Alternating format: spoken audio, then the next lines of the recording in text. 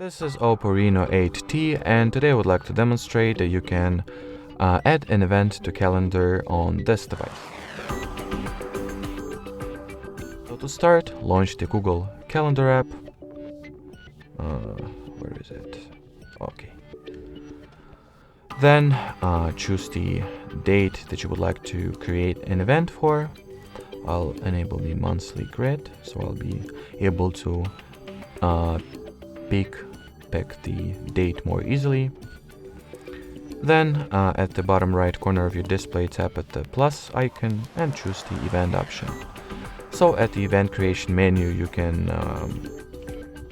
name your event, then set whether this event will be occurring the entire day or it will have certain set time frames, which you can also change, obviously.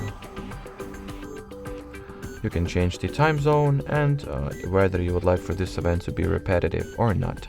As you can see, you can make it to repeat daily, weekly, monthly, yearly, or set any custom repeating schedule for it as well. Then you can add or invite some people to participate in this event with you, that are going to participate this event with you. Add perhaps the video conferencing link if this event is somehow